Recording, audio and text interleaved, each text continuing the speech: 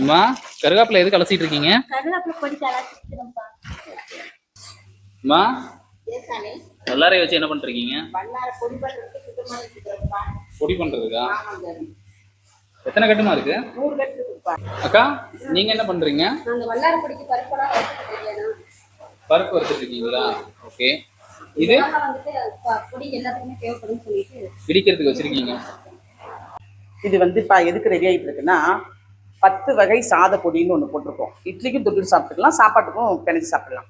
அது வந்து லாஸ்ட் ஷிஃப்ட்னு நாங்கள் போடாமல் இருக்கோம். 8 வகை பொடி ரெடி ஆயிடுச்சு. 2 வகை பொடிக்கு வல்லாரை கிடைக்கலங்கிறதுக்காக வெயிட் பண்ணிட்டு இருந்தோம். இன்னைக்கு ரெடி ஆயிரும். நாளைக்கு உங்களோட எல்லா ஆர்டரையும் கம்ப்ளீட் பண்ணிடுவோம். சரிங்களா?